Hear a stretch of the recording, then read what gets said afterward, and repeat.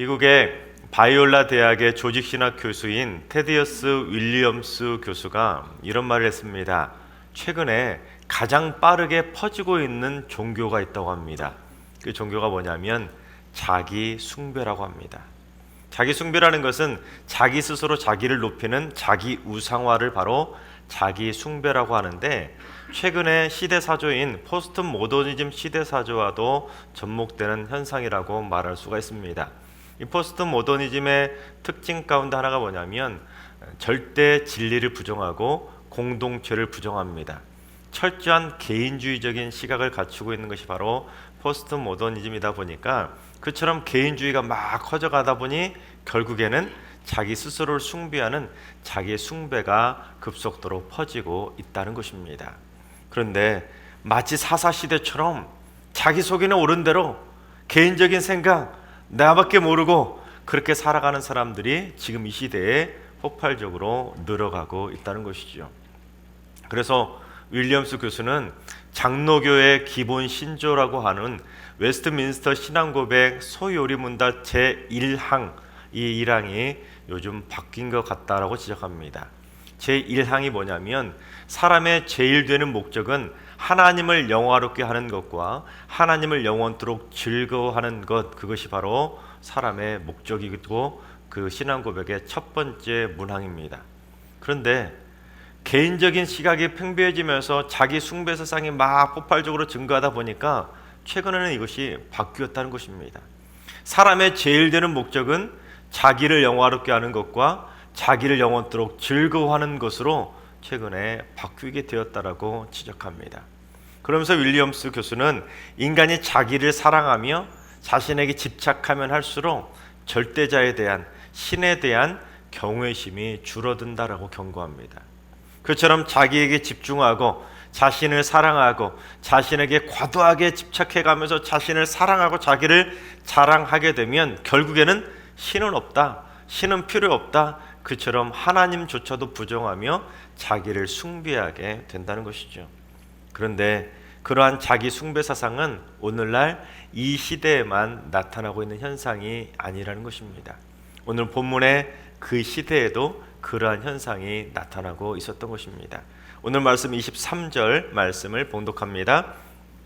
여호와께서 이와 같이 말씀하시되 지혜로운 자는 그의 지혜를 자랑하지 말라, 용사는 그의 용맹을 자랑하지 말라, 부자는 그의 부함을 자랑하지 말라. 그렇습니다. 자신의 지혜를 자랑하지 말고 자신의 용맹, 즉 자신의 힘을 자랑하지 말고 자신이 부자라고 자신의 부함을 자랑하지 말라라는 것입니다.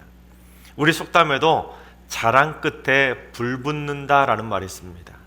자랑을 하다 보면 그 자랑 끝에는 결국 말썽거리가 생겨나게 된다는 것이죠. 즉 지나친 자기 자랑은 결국에는 화를 자초하게 된다는 것입니다. 근데 우리 성경 한글 번역 성경들은 전부 다 자랑하다라고 번역을 하고 있는데, 이 자랑하다라고 번역된 히브리어 단어가 어떤 단어냐면 할랄이라는 단어입니다. 여러분, 자랑이 뭡니까? 자기의 탁월함을 드러내고 자기의 우월함을 뽐내며 과시하는 것, 그것이 자랑 아니겠습니까? 그 자랑하는 것이 히브리어로 할랄인데, 이 할랄이라는 단어의 뜻에는 자랑하다는 뜻 이외에 또 다른 뜻이 있는데, 그것이 무엇이냐면 찬양하다라는 뜻이 있습니다. 그래서 우리가 할렐루야 하면 무슨 뜻이죠? 여호와를 찬양하라. 그래서 할랄 이 단어가 들어가면 찬양하다는 의미를 갖추고 있습니다. 그러니까 지금 그 시대 사람들이 단순히 자기 자랑의 수준을 뛰어넘어서 자신의 지혜를 찬양하고 자신의 용맹함과 힘을 찬양하고 자신의 부함을 스스로 찬양하고 있었다는 것입니다. 하나님을 찬양해야 될 인간이 하나님을 찬양하는 것이 아니라 자기 자신을 찬양하고 있으니 하나님께서 자기 자신을 찬양하지 말라고, 자랑하지 말라고 경고하고 있는 것입니다. 할랄이라는 이 단어가 하나님께만 사용되어서 하나님을 자랑하고 하나님을 찬양하면 아무 문제가 없는데, 많은 사람들이 거꾸로 반대로 하나님이 아니라 자기 자신을 자랑하고 자기 자신을 찬양하며 살아가고 있다는 것입니다. 그런데 이 할랄이라는 단어가 좀 재미난 것이 전혀 다른 뜻으로 부정적인 의미로 사용되는 경우가 있는데, 대표적인 예가 사무엘상 21장에 나옵니다. 다윗이 사울을 피해서 이곳저곳으로 수없이 도망 다니다가 이제 블레셋 사람들은 자기를 못 알아보겠지 하고는 가드왕 아기스에게로 피신하게 되는데, 거기 가서는 이제 나를 못 알아보겠지 하고 가드왕 아기스에게로 피신했지만 그 가드왕 아기스의 신하들이 귀신같이 어떻게 다윗을 알아보게 됩니다. 그래서 어떻게 행동을 하는지 사무엘상 21장 11절을 봉독해 보겠습니다. 아기스의 신하들이 아기스에게 말하되 이는 그 땅의 왕 다윗이 아니니까 무리가 춤추며 이 사람의 일을 노래하여 이르되 사울이 죽인 자는 천천히요 다윗은 만만이로다 하지 아니하였나이까 한지라. 그렇습니다. 다윗의 생각에는 블레셋으로 가면 자기가 깜짝하지 숨을 줄 알았는데, 심지어 그 사람들이 자기네 정체를 다 알고 사람들이 사울은 천천히요 다윗은 만만히요 했던 것까지도 전부 다 알고 있는 것입니다. 그러다 보니 다윗이 자신의 정체가 탄로날까 봐 어떻게까지 행동했는지 사무엘상 21장 13절을 봉독해 봅니다. 그들 앞에서 그의 행동을 변하여 미친 채 하고 대문짝에 그적거리며 침을 수염에 흘리매. 그렇습니다. 다윗이 갑자기 대문에 막 그적거리고 침을 수염에 질질 흘리면서 무슨 채 했다고요? 미친 척을 했다는 것입니다. 그런데 다윗이 미친 척을 했다고 말할 때 그 미치다라는 단어가 바로 히브리어로 똑같이 할랄입니다. 그러니까 할랄이라는 단어의 뜻은 자랑하다, 찬양하다만 있는 것이 아니라 미치다라는 단어의 뜻도 있었다는 것입니다. 그러니까 오늘 본문으로 적용해서 그 의미를 살펴본다면, 지금 사람들이 어때요? 자기 자신에게 푹 빠져서 자신에게 미쳐 있어서 결국에는 자기를 자랑하고 자기를 찬양하고 하나님을 찬양하는 것이 아니라 자기를 숭배하고 있었다는 것입니다. 하나님 무서운 줄 모르고 자기가 최고인 줄 알고 자기의 지혜를 찬양하고 자신의 용맹함과 힘을 찬양하고 자신의 부함을 찬양하며 숭배하고 있었다는 것입니다.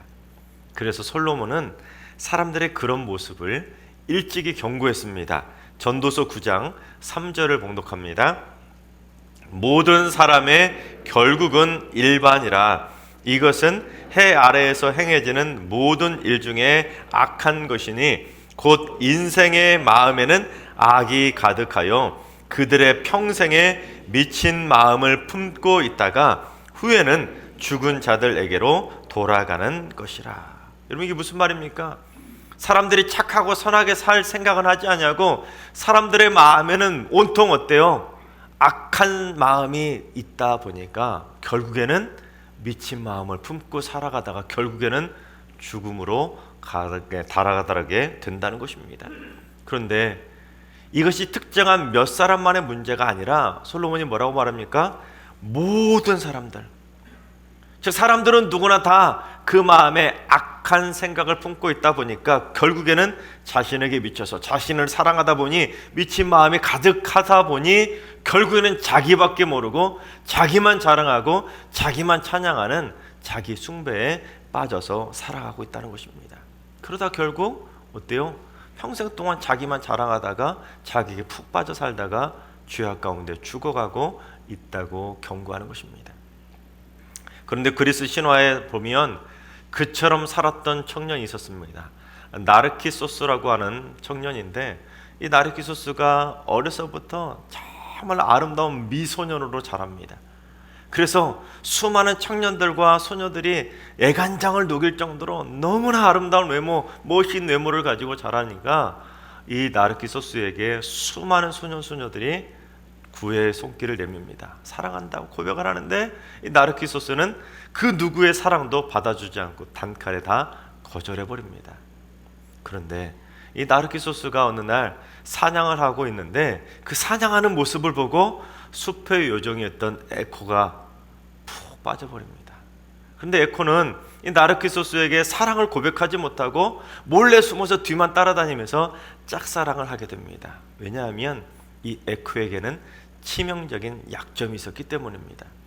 헤라가 자기 남편인 제우스가 바람피는 불륜의 현장을 탁 덮치려고 호시탄탄 노리고 있었는데 이 에코가 수다를 떠는 바람에 수다를 듣다가 그만 그 불륜 현장 잡는 것을 놓쳐버린 것입니다. 그래서 헤라가 화가 나가지고는 그 에코의 입을 막아버립니다.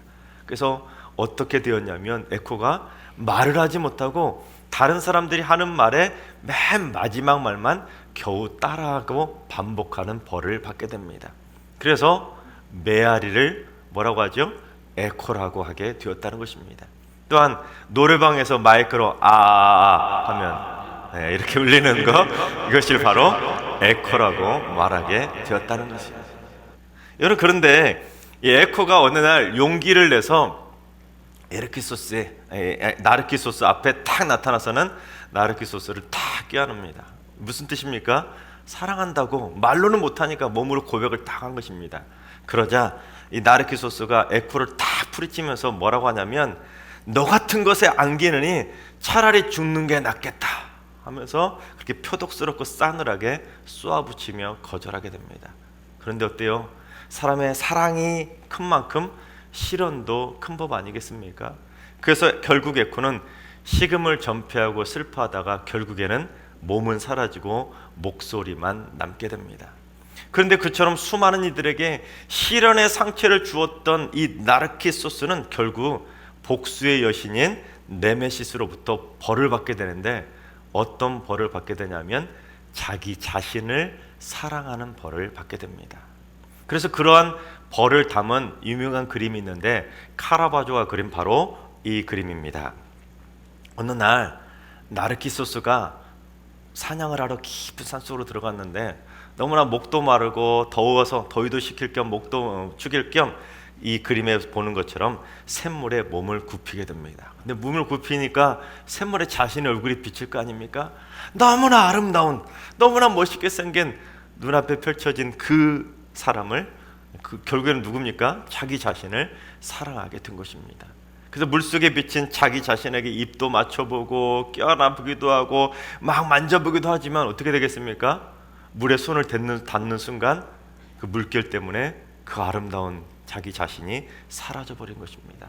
그래서 만지지도 못하고 뭐 어쩔 줄 몰라서 막 눈물을 흘리고 있는데 눈물만 떨어져도 그 눈물방울 때문에 물결로 그 모습이 사라져가는 모습 때문에 애간장을 누기면서 이 그림의 모습처럼 멍하니 자기 자신의 얼굴만 보다가 그렇게 물 곁에서 샘 곁에서 죽게 됩니다. 그래서 그가 죽은 그 자리에서 꽃이 하나 피게 되는데 그 꽃의 이름이 바로 수선화입니다. 그래서 수선화의 꽃말이 뭡니까? 이루지 못한 사랑이라는 꽃말을 가지고 있습니다. 물론 그리스 신화에 나오는 내용입니다. 근데 이 신화의 내용 때문에 자기 자신을 사랑하는, 극도로 자기 자신에게 미쳐가지고 자기 자신만 좋아하는 그러한 자기애를 뭐라고 말합니까? 나르시시즘이라고 말하게 되었습니다.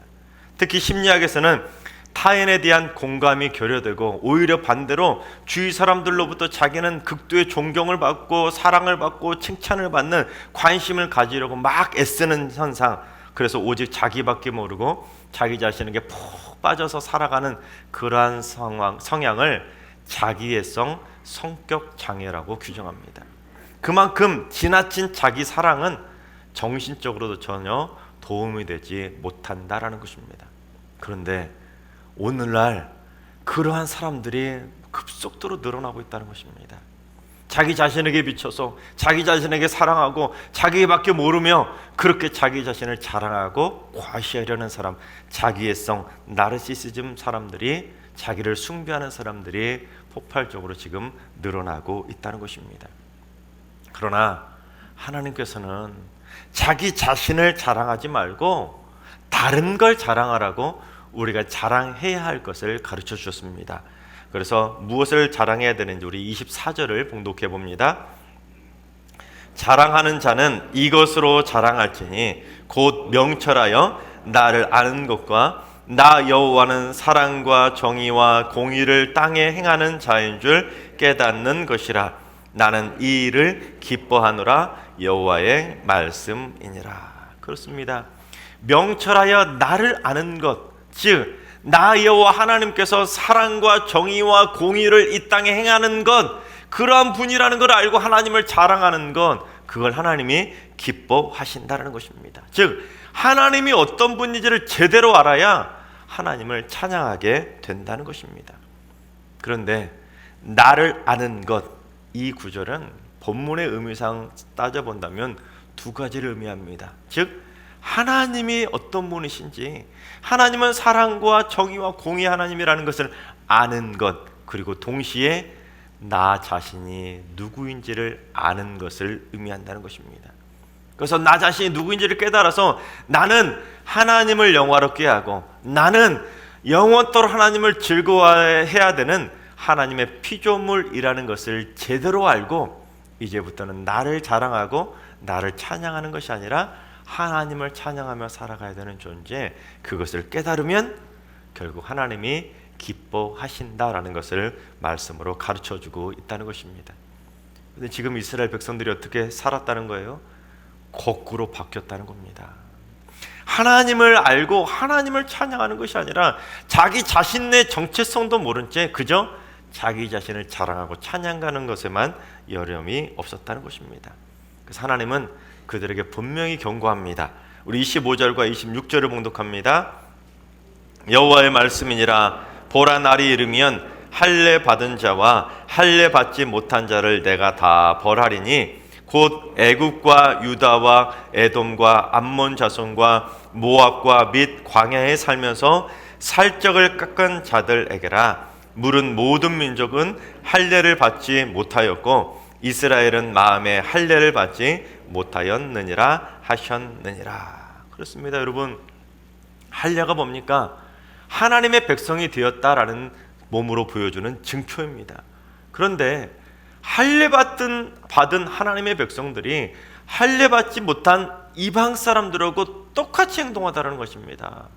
세상 사람들처럼 똑같이 자기 숭배에 빠져서 하나님을 찬양하는 것이 아니라 자기를 자랑하고 있었다는 것입니다.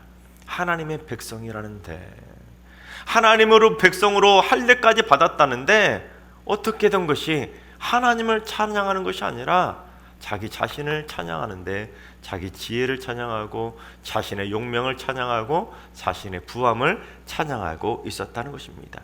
그래서 하나님께서는 그러한 외적인 할례가 중요한 것이 아니라 마음의 할례가 중요한 것이다. 내 마음의 할례를 받아야 나 자신이 누구인지를 깨닫고 하나님이 누구인지를 제대로 깨달아서 우리가 찬양해야 될 대상, 우리가 자랑해야 될 대상이 누구인지를 분명히 깨닫게 된다는 것입니다. 내 마음의 할례를 받지 못하면 이게 바뀌는 거예요. 아무리 세례 받아도 할례 받아도 내 마음에 세례 받지 못하고 할례 받지 못하면 결국 하나님을 찬양하는 삶이 아니라 자기 자신을 찬양하는 자기 숭배의 삶을 살아가게 된다는 것입니다. 그러나 여러분, 하나님의 백성들은 그처럼 자기를 표현하는 것에 신경 쓸 존재들이 아닙니다. 하나님의 백성들은 자기 자랑하는 데 신경 쓰며 시간 낭비할 것이 아니라 하나님을 찬양하는데 우리의 모든 것들을 다 쏟아부으며 살아가야 된다는 것입니다. 하나님께서 사랑하신 여러분, 나는 과연 누구인가를 깨달으며 살아갈 수 있길 바랍니다. 나는 지금 이 시간 어떻게 살아가고 있는가? 혹시 나도 나를 자랑하고 살아가고 있지는 않은지, 내가 지금 하나님을 찬양하는 것이 아니라 나를 찬양하고 싶어서 안달나 있는지, 아니면 솔로몬이 지적한 것처럼 내 마음에 악이 가득해서 그 미친 마음을 품고 평생을 지금껏 살아가고 있지는 않은지 나 자신을 점검할 필요가 있다는 것입니다. 그래서 오늘 말씀은 우리가 하나님을 믿는다고 하면서도, 하나님을 사랑한다고 입술로는 고백하면서 정작 하나님을 사랑하는 것이 아니라 자기 자신에게 미쳐서 자기 자신만 사랑하고 있다면 하나님을 믿지 않는 세상 사람들하고 똑같이 벌을 받게 될 것이라고 경고하고 있는 것입니다. 그런데 카이스트와 고려대학교에서 경영을 가르치셨던 고 김인수 교수의 유고집인 부끄러울 것 없는 일꾼으로라는 책을 보면 그러한 그리스도인들의 모습을 한탄하는 내용이 나옵니다. 이분이 경영학을 가르쳤기 때문에 종종 기업체에 가서 기업 사람들의 의식이나 행동, 생각들에 대해서 연구를 많이 했다고 합니다. 그런데 연구하고 결과를 보면 참 흥미로운 점을 발견하게 되는데, 무엇을 발견했냐면 남자 직원들하고 여자 직원들하고 직장에서 일하는 의식이나 행동이 확연하게 다르더라는 거예요. 또한 교육을 많이 받았느냐 적게 받았느냐에 따라서도 그 사람들이 직장에서 하는 행동이나 의식이 확연히 차이를 보이더라는 것입니다. 또한 어떤 부서에서 일을 하느냐에 따라서도 그 사람들의 행동이나 의식이 확연한 차이를 보이더라는 것입니다. 그런데 이상한 것은 종교가 기독교인 사람과 기독교가 아닌 사람과 비교를 해보면 차이가 없더라는 거예요. 여러분, 하나님을 믿는 사람들이 믿지 않는 사람들하고 직장에서 똑같이 행동하더라는 거예요. 기독교인은 다를 줄 알고 그분이 연구를 해봤는데, 아무리 연구를 해봐도 직장에서 하나님을 믿는다는 사람들이 직장에서 세상 사람들하고 똑같이 행동하더라는 겁니다. 기독 직장인들이라면서 자기밖에 모르고 남들에게 배려하지 않고 이기적으로 행동하더라는 거예요. 자기가 한 일은 어떻게든 칭찬받고 인정받고 성과를 존중받고 싶어서 막 한 달이 나 있는데, 정작 남들이 하는 행동이나 남들이 하는 성과에 대해서는 애써 깎아내리고 폄하하려고 한다는 것입니다. 무시해버리는 거예요. 그러니까 마치 무늬만 세례를 받았을 뿐, 무늬만 교회 다닐 뿐, 정작 사람들의 의식이나 행동은 전혀 달라지지 않더라는 거예요. 그들하고 기독 직장인하고 차이점이라는 것은 그저 교회 다니는 것만 차이가 날 뿐 아무런 차이도 발견할 수 없다는 것입니다. 그저 똑같이 세상 사람들처럼 자기 사랑에 푹 빠져가지고 직장에서 이기적으로 자기밖에 모르고 살더라는 거예요. 그래서 그 김인수 교수는 이미 이러한 이 현상들이 너무 퍼져서 심각한 문제라고 지적을 하는데, 전지전능하시고 살아계신 하나님을 믿는 사람들이면서 어찌된 것이 어떻게 믿지 않는 사람들하고 어떻게 차이도 나지 않는지 모르겠다고 한탄하고 있습니다. 여러분, 오늘 말씀은 그처럼 하나님을 믿는다는 사람들이, 세례까지 받았다는 사람들이 세례만 받았을 뿐 세상 사람들하고 똑같이 자기밖에 모르는 이기적인 자기 숭배에 빠져 살아간다면 결국 세상 사람들하고 똑같이 벌을 받을 수밖에 없다라고 경고하고 있는 것입니다. 하나님께서 사랑하신 여러분, 설령 올해 지금까지는 그렇게 살아오셨더라도 이제 2022년 새해에는 우리 모두 다 달라질 수 있길 바랍니다. 지금까지는 나밖에 모르고 나 자신만 사랑하고 나 자신만 자랑하며 살아가는 이기적인 삶을 살아왔다면, 이제 새해에는 하나님의 백성답게 완전히 구별되어서 세상 사람들 우리를 보고 이야 그리스도인이구나 단숨에 알아볼 수 있을 정도로 우리의 삶이 완전히 달라질 수 있기를 바랍니다. 그래서 나 자신도 알고 하나님도 제대로 알아서 이제 앞으로는 사람의 제일 되는 목적대로 날마다 하나님을 영화롭게 하고 날마다 하나님을 즐거워하며 살아가시기를 주님의 이름으로 축원합니다.